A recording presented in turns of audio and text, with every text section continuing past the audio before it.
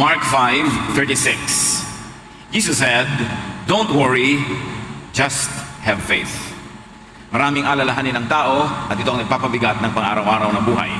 Ang ating pag-aaral, pinamaganda natin, worry, a needless drain. Isang di naman kailangang pasanin, pero nagpapabigat sa buhay, ang pag-aalala.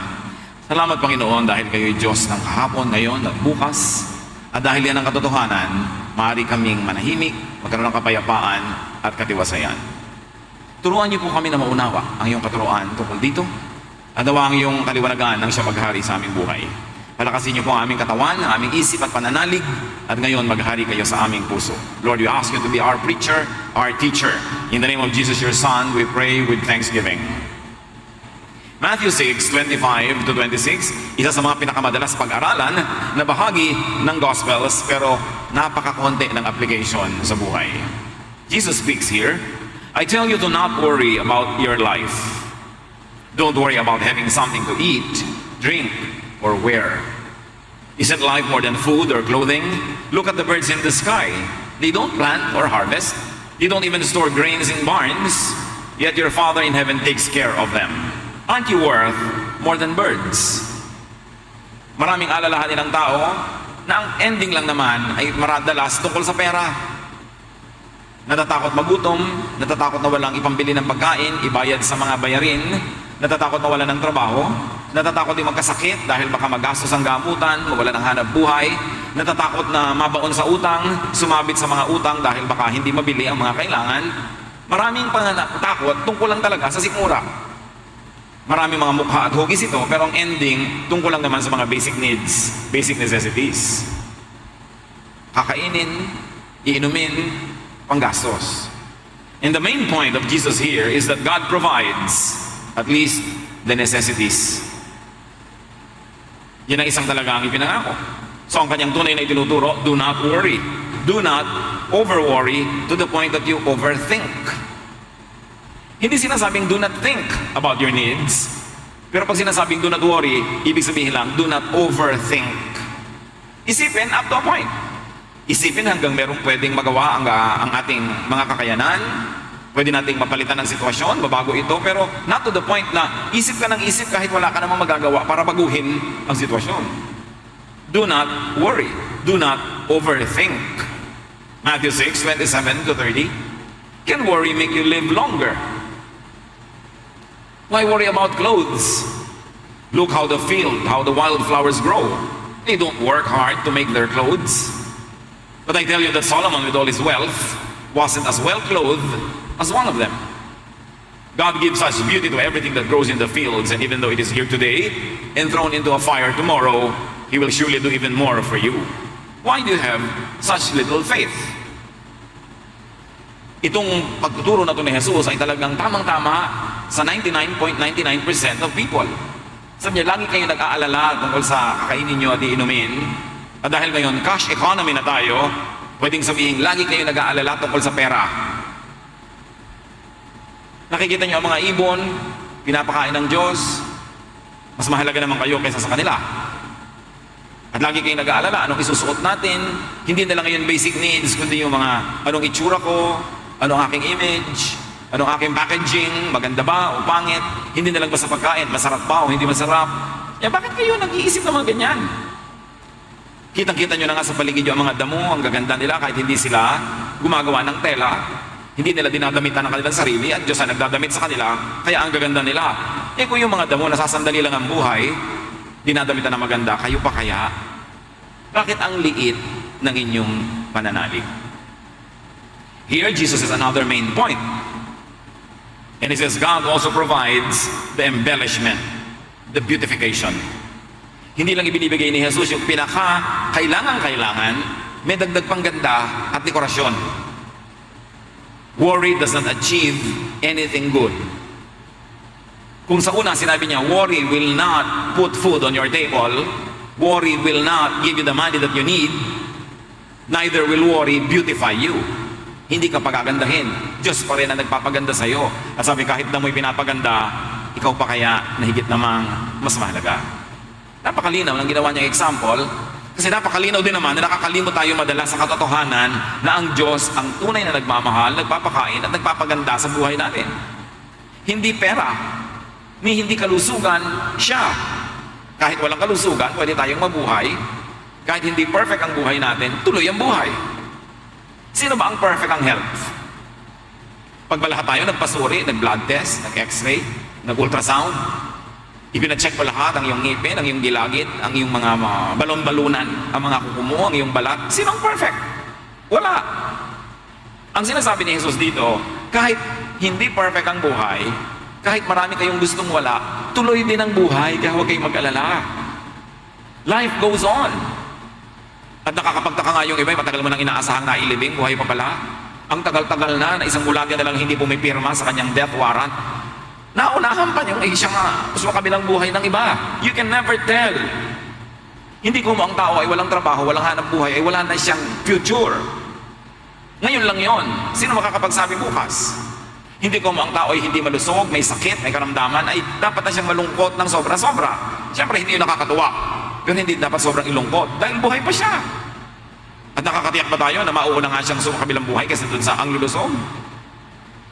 Sabi niya, ang kapayapaan, ang katahimikan ng buhay, huwag niyong isalalay, isandal, iasa sa mga bagay.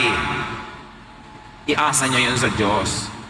Diyos ang nakababatid, kung ano ang pinakamabuti, kung kailan dapat kang bigyan, at anong dapat ibigay sa iyo. Ang iyong buhay ay hawak ng Diyos.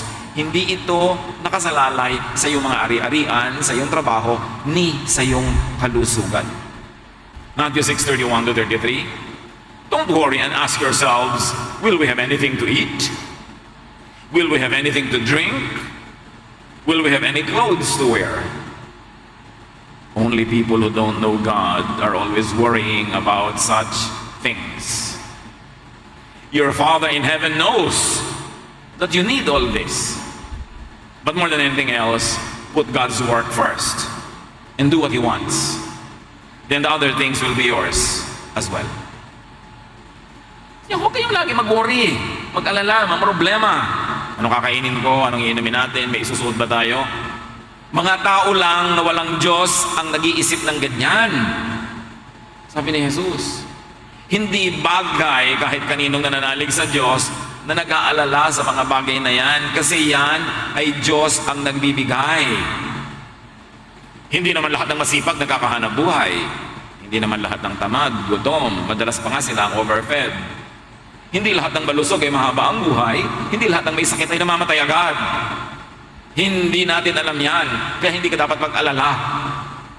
Mamamatay ba ako? Problema yan ng Diyos. Hindi mo yan problema. Ang problemahin mo kung paano ka mabubuhay at kung paano mo bubuhayin ang walang kabuhay-buhay mong buhay.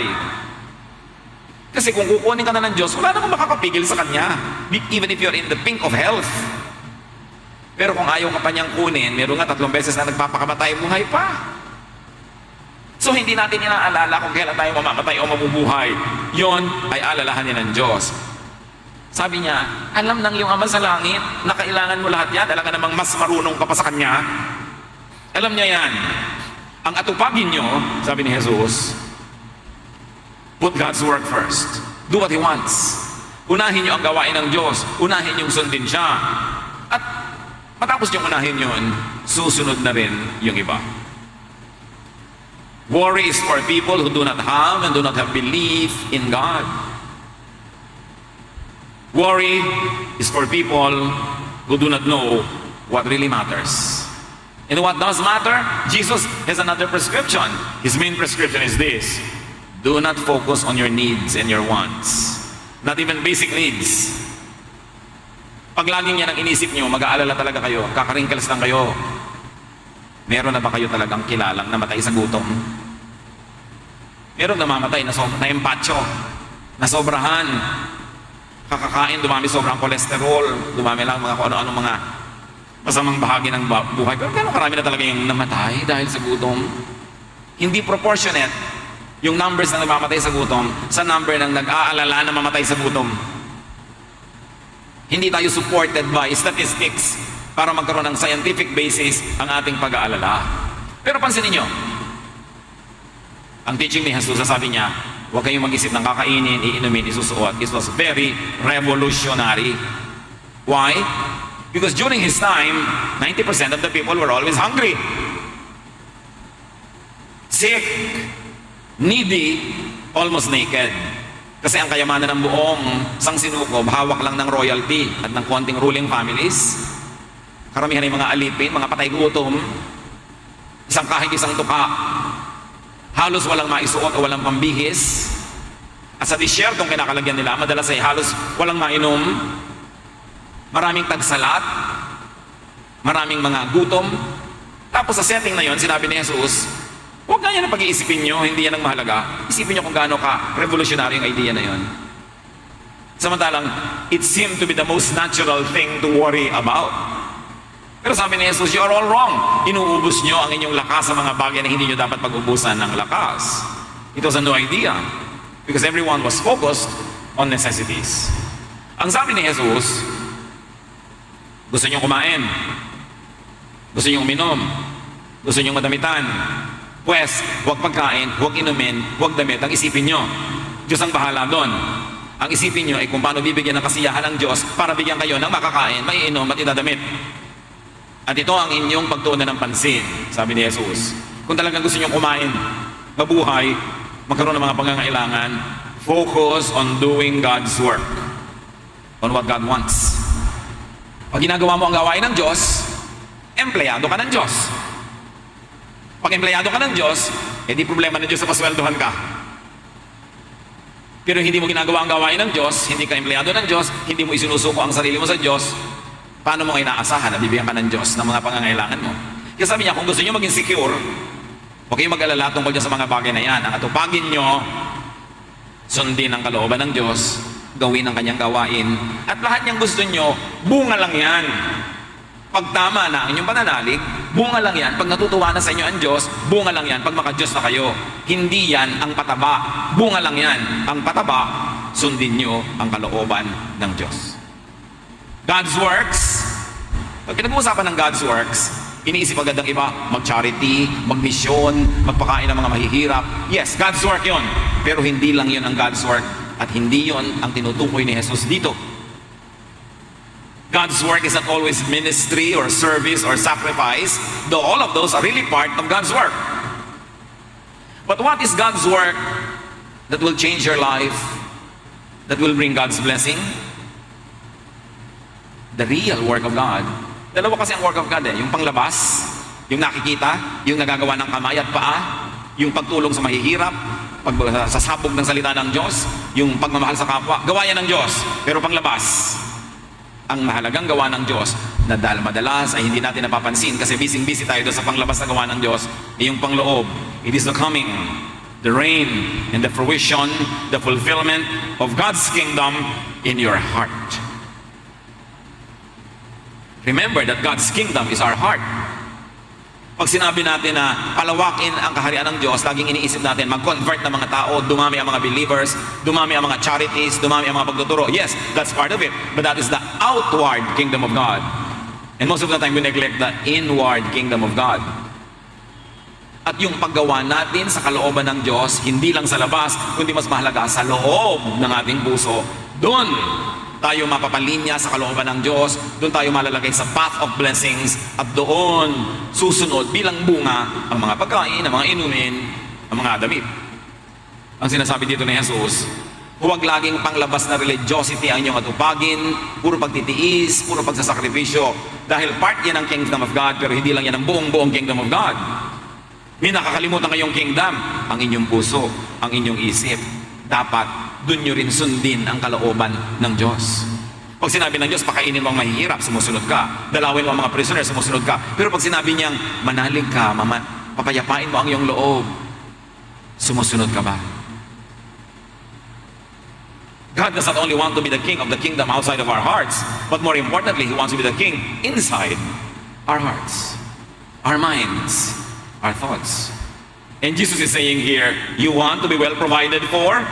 First, refocus your energy from worrisome thought to godly activities and growth. Refocus your energy from overthinking to becoming godly, to becoming like God. Imbes ubusin mo ang iyong lakas ng kaalala, wala naman nangyayari. Kaiisip, wala naman nangyayari. Ituon mo ang iyong pansin sa pagiging makadiyos sa loob ng iyong puso. Maraming application yan. Ibinabayo ni Jesus sa kanyang reseta, gumawa ng maganda kaysa mag-isip ng pangit. Nagwo-worry ako. Anong gagawin ko? Gagawa ako ng maganda para huwag kong maisip tong pangit na iniisip ko. Natatakot ako. Anong gagawin ko? Magmumukmok? No. Gagawa ako ng tama para itong maling iniisip ko ay mapalitan, matanggal sa utak ko at maging busy ako sa paggawa ng tama na mawalan ako ng espasyo para sa mga iniisip kong nakakatakot lang at wala namang nangyayari. In other words, Jesus is saying, replace bad thoughts with good deeds. Tuwing tayo natutokso ng masama, huwag kang isip ng isip ng tukso na yon. Get busy doing something good. The law of impenetrability says only one thing occupies one place at one time. And so if you want to drive away ungodly, worrisome, fearful thoughts in your mind, fill your life with good activities. Hindi naman pwede magkasabay yun isa-isa lang. Pag nagsisimula ka na mag-alala, kapatid, get busy doing good. Ayan, nag-iisip na ako wala kaming pera. Ayan, nag-iisip na ako baka ako magkasakit. Ayan, nag-iisip na ako baka hindi ko mahulugan yung hulugan kong lupa. Ayan, nag-aalala na ako. Pag nagsisimula na yon, humanap ka ng magagawang tama para maging abala ka sa tama at hindi ka abalahin ng mali. And here, doing good does not always mean being charitable, being kind, sacrificing. Although that is doing good also.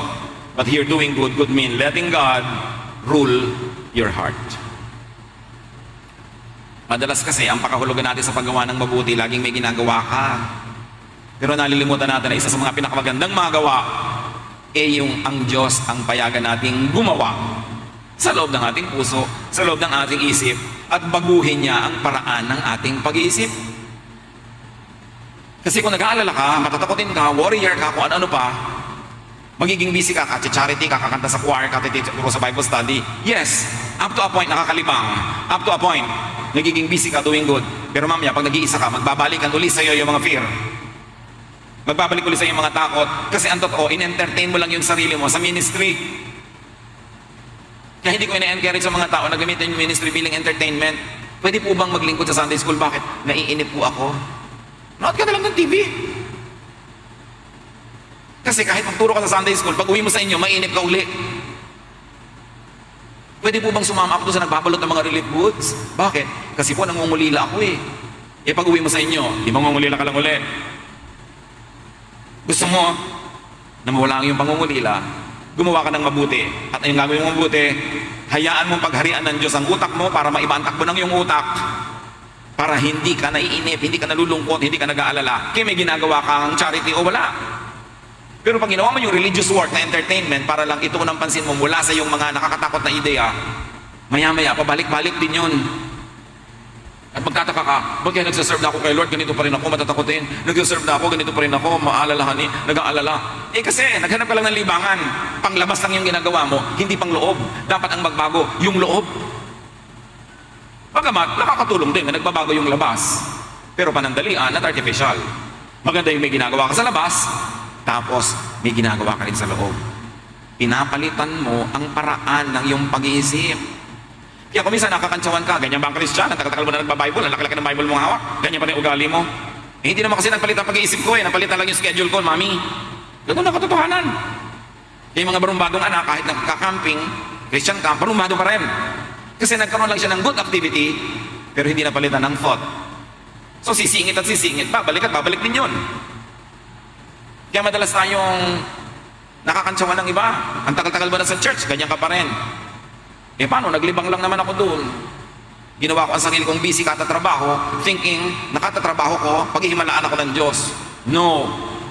Ang paghihimalaan ng Diyos na gaganap, nagpalit ka na ng pag-iisip. Hindi sa pagpapalit lang ng activity. Pagamat yung pagpapalit ng activity, nakakatulong yon. It can put you in the right path para yung isip mo sumunod na magbago. Pero kahit nagasgasin mo ang tuhod mo kaluluhod, kahit magtatalon ka hanggang kisame ka ng dasal at kalulundag kang kawa-worship, kahit na paggulin mo ang sarili mo sa lahat ng ministry, pag hindi ka nagbago sa loob ng iyong puso, walang katuturan. Because the real kingdom of God is inside the heart. At ang tunay na godly activity, hindi lang yung panglabas na charity and service, kundi yung pagsusuko ng paraan ng pag-iisip para sumunod ito sa pag-iisip ni Jesus. Kaya sabi niya sa Matthew 6:34, don't worry about tomorrow. It will take care of itself. You have enough to worry about today. Gaano karaming Kristiyano, kahit Sunday school principal, o teacher, o pastor, o singer, ang hindi nag-aalala tungkol bukas. Therefore, hindi tinatablan. Busy lang sa ministry, pero ang puso, takot pa rin at nag-aalala, hindi pa busy sa tunay na work of God. Because the work of God is outside, yes, but the more important work of God is inside heart. So retrain your sight from the future, which is unmanageable, to the very present here and now, which is manageable. Yan ang payo ni Jesus. Iniisip mo yung bukas. Bakit? Nandun ka na ba? Wala pa po. Meron ka na bang mapapalitan tungkol sa mangyayari bukas? Hindi pa nga nangyayari. Wala po. Ba't ka isip ng bukas? Hindi ka ba nagsasayang ng oras at pagod niyan? Ang hawak mo lang, itong minuto na ito. Hindi mo nga alam kung next hour buhay ka pa. Ang hawak mo lang, itong minuto, segundo na ito. Ito ang pwede mong baguhin. Ito ang pwede mong i-influence. Dito ka mag-operate. Do not operate on the past. Pag sobrang ka sentimental, wala kang iniisip kundi yung past, malulungkot ka lang. Nakakalungkot ang nakaraan. Nakakatakot ang kinabukasan. Yung isip ng nakaraan, malulungkot. Yung isip ng kinabukasan, matatakot. Kaya sabi ni Jesus, ang atupagin mo, yun lang ngayon. Wala ka bang makakain ngayon? Meron naman po. O yun pala. Hubad ka ba ngayon? Meron naman pong damit. Yun pala. Pag nauhaw ka talaga ngayon, may mainom ka. Meron naman po. O ano problema mo? Yun pong bukas. Bukas mo na problemahin yon. Alam nga naman, yung iinumin mo bukas, ibigay na sa iyo ngayon. Yung iinumin mo next week, ibigay na sa iyo ngayon. Alam nyo kung ano mangyayari? Malulunod kayo. Pag ininom nyo sabay-sabay, yung lahat ng iinumin nyo dapat sa future pa lang. At ganun ang nangyayari sa mga matatakutin, nalulunod. Kaya ang dapat disiplinahin, ang isip. Pag heto lumulubog na naman ang araw, naalala mo lahat ng mga mahal mo sa buhay na namatay, malulungkot ka talaga. Sundan mo na, magpalibing ka na, sige na, para magkasama-sama na kayo. Ayaw mo naman, tigilan mo na kaiisip. Pag kumakatok na sa utak mo yung mga lungkot, mga alaala, gunita of the good old days mo, lumayas ka dyan, tapos ka na. Pagka kumakatok sa iyo yung bukas, ano kakainin mo bukas? Magbabayad ka ng Meralco next week. Next week pa yan, umalis ka dyan. Ang gagawin ko ngayon, maghahanap buhay ako ng kaya kong gawin. Mag-iipon ako ng kaya kong ipunin. Mag-enjoy ako ng kaya kong enjoyin. Because God's blessing for today is enough for today. But if you divided God's blessing for today between your needs today and your needs tomorrow, it will never be enough. Because your needs for tomorrow will get from God the supply tomorrow. Ngayon, kung yung lakas ng loob mo ngayon, hahatiin mo pa sa ngayon at sa nakaraan na, kulang na naman. Kaya ang tao laging kulang, they don't focus on the here and now.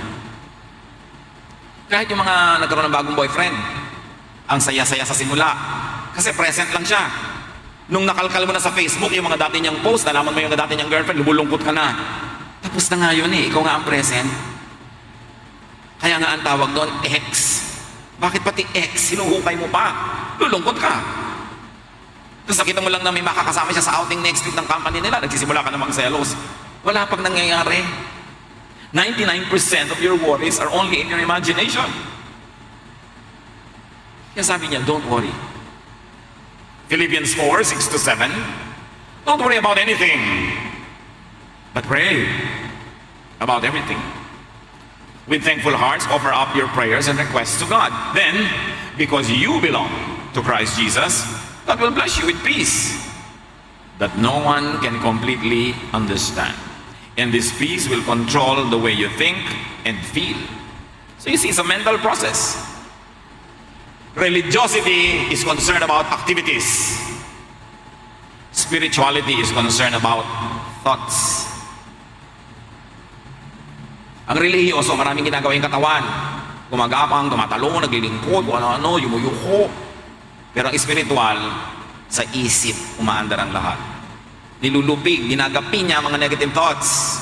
Pinagtatagumpay niya at pinananaig ang mga positive thoughts. Dahil ang utak natin ang tunay na trono ng Diyos.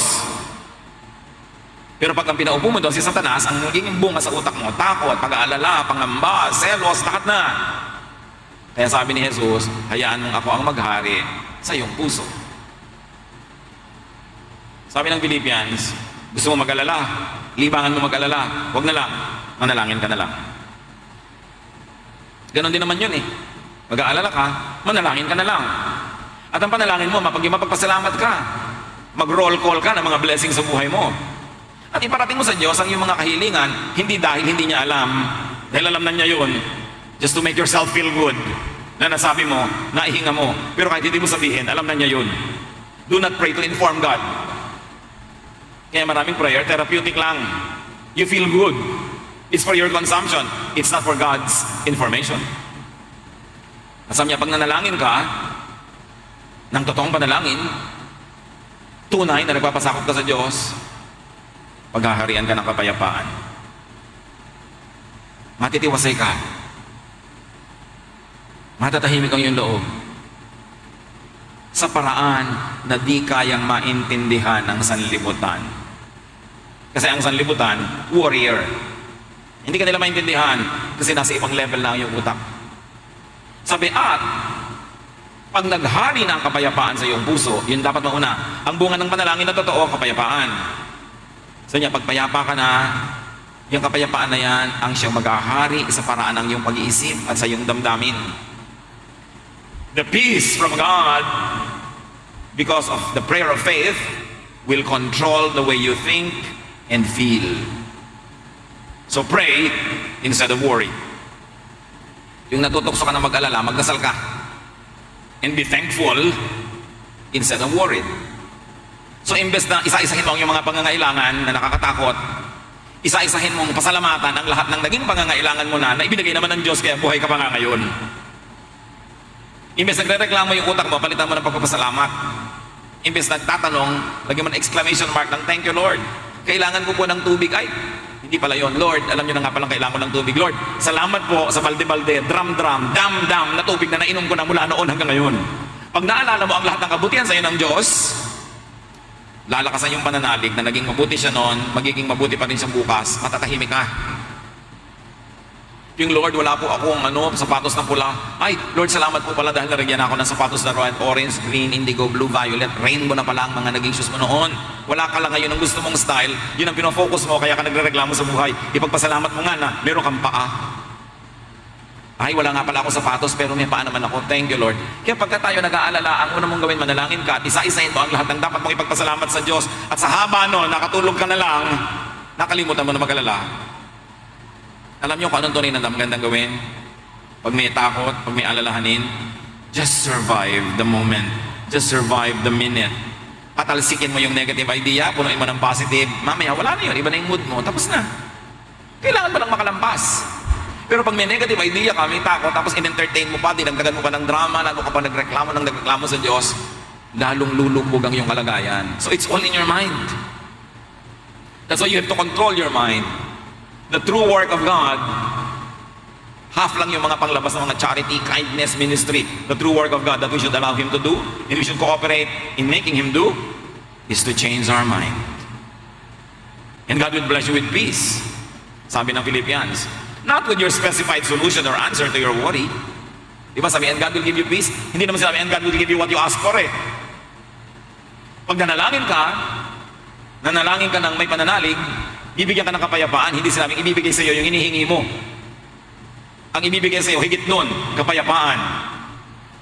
Because a prayer of faith will bring peace to your mind. At pag payapa na yung utak mo, kaya dumating mo hindi yung sapatos, yung kotse, yung pera, payapa na yung utak mo, okay ka na. Pero kahit dumating yung sapatos, pera, kotse, hindi nun payapa yung utak mo, hindi ka pa rin okay nun. Kaya ang mahalaga, our state of mind. God will bless you with a change of mind and heart, not of a change of situation. Ang dapat nating hingin sa Diyos at payagan ng Diyos na gawin, yung mapalitan, hindi yung ating kalagayan, kundi mapalitan ang ating pag-iisip. Kahit nakakulong ka sa loob ng isang preso, kung malaya ang espiritu mo, hindi mo yun mararamdaman. Pero kahit ang laya-laya ng katawan mo, pero nakakulong ang iyong espiritu, isa kang bilanggo. At maraming bilangguan ng isip. Ang dami-dami mga tao, kahit nagapangan ng isip, ng ipis, tira ng ipis ang kanilang mga tenga, gapangan ng buhok, bali wala lang. Pero meron takot na takot. The same ipis, magkakaibang tao, ibang effect. Kasi yung takot, prisoner yon. Ano mga kinakatakutan natin? Yun ang ating mga kulungan. Itatanong mo, bakit takot na takot ako sa ipis? Yung kapatid ko hindi. Naupa na nga niya, napisa na yung ipis, hindi pa niya napansin. Bakit siya tahimik, ako hindi tahimik? Kasi natatakot ka. Paano ka matatahimik? Ipanalangin mo mawala ang ibis sa planeta. Imposible yun. Ang ipanalangin mo, mawala yung takot mo. Baguhin mo ang iyong isip kaysa baguhin mo ang mundo. Baguhin mo yung attitude mo tungkol sa iyong asawa kaysa panalangin mo, baguhin siya ng Diyos. It's all in the mind. And when you have faith and you pray, God will bless you with serenity that is beyond logic or comprehension, that is beyond common sense. The real blessing is change inside the mind, not in outward or outside events. Ang tunay na pagpapala ay hindi yung yumaman ka. Ang pagpapala ay na bago ang pag-isip mo na feeling rich ka, kahit di ka rich, di feeling rich ka, masaya ka. Pero kahit rich ka, tapos hindi ka feeling rich, you're feeling miserable, you're feeling poor ka kahit ka bilyonarya. It's the feeling that matters, not the outside reality. Kahit ang bahay mo, palasyo, kung hindi ka nasisyahan, miserable pa rin ang feeling mo. Yung nakatira sa simpleng bahay na nasisyahan, mas maganda ang pakiramdam nun kaysa doon sa hindi maganda ang pakiramdam na mayaman. Pero kung mayaman ka na, tapos maganda pa yung kalooban mo, di doble-doble blessing. Kaya yung mga mayayaman na, pinayaman na ng Diyos, binigyan na ng kagandahan, binigyan ng kasikatan, ng kapangyarihan at ng pera, tapos hindi pa rin kayo kontento, mahiya-hiya naman kayo sa Diyos. Binigyan ka na ng maraming pera, pera pa rin ang worry mo. Ba't hindi ka na magpa-facial grafting at palagyan mo ng peso o dollar sign ang iyong mukha kasi mukha ka ang pera? May pera ka, tapos pera pa rin yung worry mo, nakakahiya na yan. May asawa ka na, may pamilya ka na, may anak ka na, ang lungkot-lungkot mo pa rin sa buhay. Yung iba nga, ulilang lubos, walang pamilya, walang asawa, walang anak. Ikaw ang dami-dami mo ng mga tao sa paligid mo, puro ka pa rin reklamo, nakakahiya na yan. Umasenso ka na, naiinggit ka pa doon sa mas mataas sa'yo. Mali na yan. Hindi yung mga bagay sa labas ng ating puso ang mahalaga, kundi yung mga iniisip natin sa loob ng ating utak.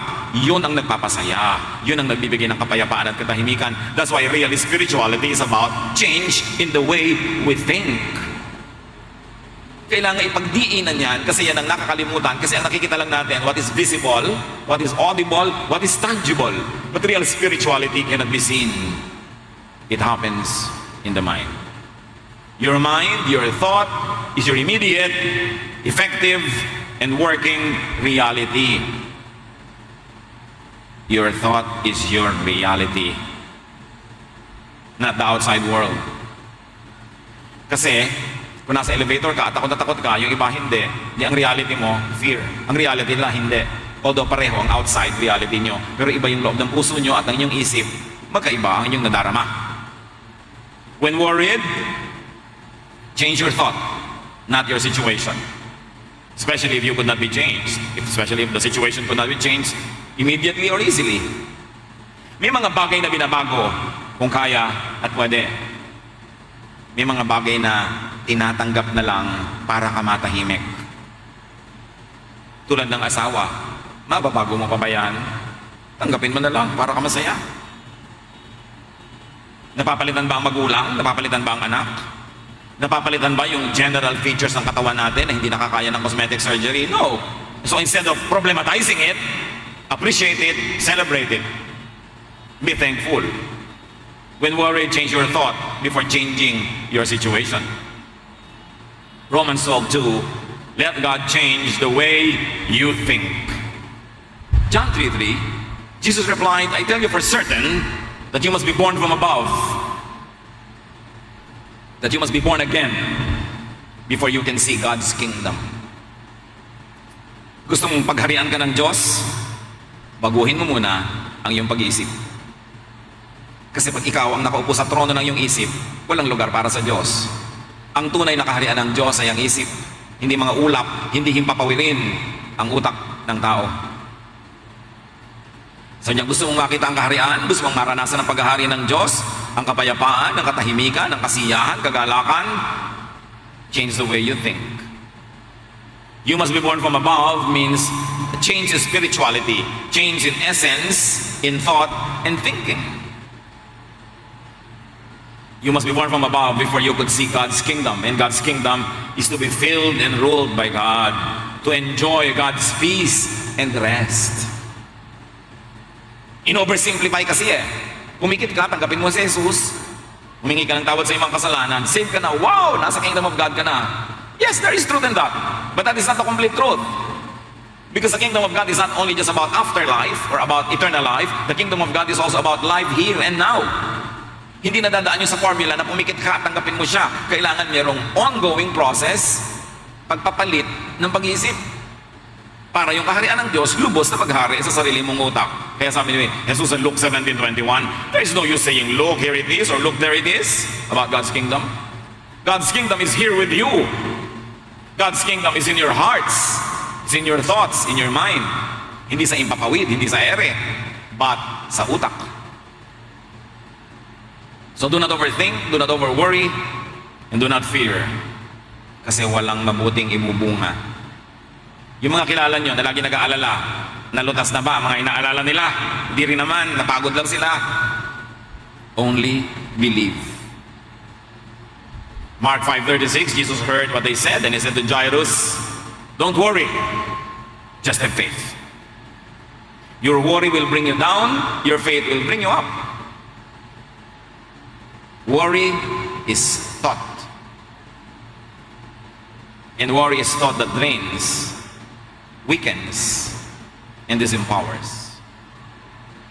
Yung pag-aalala ay nasa isip lang, pero yan ang isipin na sumisip-sip sa iyong lakas, nagpapahina, at nag-aagaw ng iyong kaligayahan. Ang kabaliktaran ng worry is faith. Faith is thought. But it is thought that charges and recharges, strengthens, and empowers. So choose. Pipili ka, yung nakakapagpahina na pag-aalala o yung nakakapagpalakas na pananalig. It's your choice. So it is important to teach, train, and discipline your mind to not worry, to not think of and look at fear, but to have and operate by faith. Ang tinititigan, nasusundan.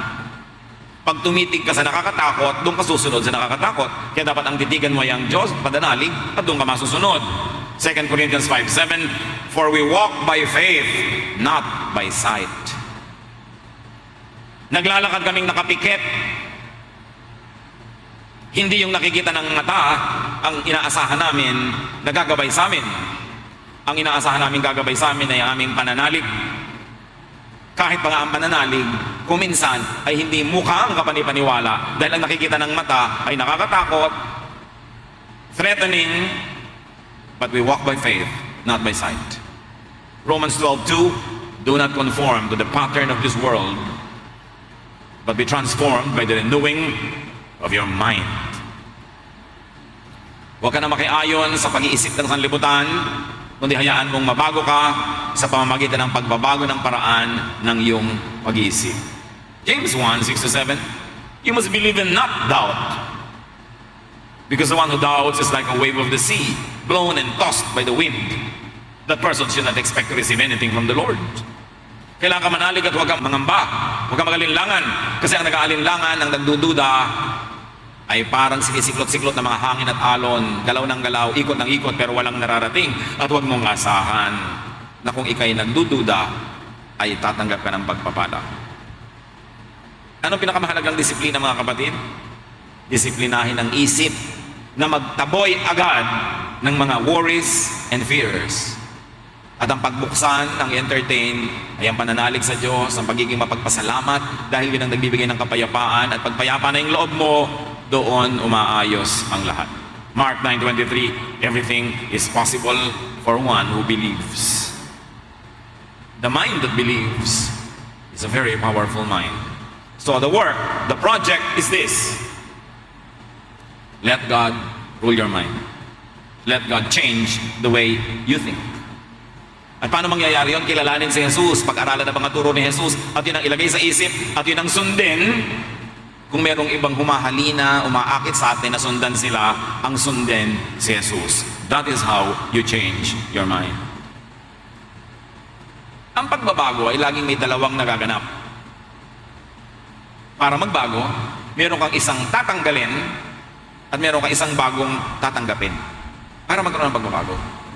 So sa utak mo, ganito ka mag-isip, tatanggalin mo yon, papalitan mo ng ibang paraan ng pag-iisip. Sasabihin mo, talagang ganun ako mga tuwiran. Hindi ka magbabago. Para magbago yan, yung dati mong pangangatwiran, itatapon mo at lalagyan mo ng bagong pangangatwiran. Pangangatwiran ni Jesus. Ngayon, kung may dati ka ng pangangatwiran na maka-Jesus na, hindi mo na dapat palitan. Pero maraming dapat palitan. Change is giving up something and replacing it with something else. Change is giving up the old and replacing it with the new. Pag dalawang bibe ang hinabol mo, wala kang aabutan ni isa. At ganoon din yun. Dalawang isipin, dalawang paraan ng pag-iisip, ang pinagkakasya mo sa iyong utak, walang mangyayari. You have to focus on only one. Focus on Jesus. Kaya sabi niya, unless a man is born again, unless a man is changed in the way he thinks, yun ang ibig sabihin ng born again, ha? Hindi ibig sabihin ng born again, ay, nagpapaptize na ako, ay, may dala na akong Bible, ay, nagsa-Sunday school na ako. Mga bahagi lang yun ang magiging born again. Ang tunay na born again, napapalitan ang pag-iisip. Unless a man is changed in the way he thinks, he cannot see the kingdom of God kasi may takip ang kanya mata and he cannot enjoy godly peace. Why worry and be drained when you can believe and pray? It's your choice. Aming Diyos, pakalinawin mo sa amin na pumipili lang naman kami kung mag-aalala o magtitiwala, kung magrereklamo o magpapasalamat, kung mag-iisip o mananalangin. Kapag liwanagin mong isip namin para hindi kami magulo ng mga gumugulo, maging matibay ang aming pananalig at mapagharian kami ng kapayapaan sa aming buhay. Tuwing natutokso kaming isipin ang mga pangangailangan namin na baka hindi dumating, ipaalala mo na sa hinaba-haba ng buhay namin, ay dumating naman lahat ng pangangailangan namin. So walang dahilan para pagdudahan namin, darating pa yung mga natitira. Palakasin mo aming pananalig, payapain niyo kami. Manahimik tayo at lumapit sa Panginoon. Lord, as your people remain silent before you, please finish the message for everybody in a personal way. Make everyone hear your personal counsel. Be quiet in the presence of the Lord and hear His voice.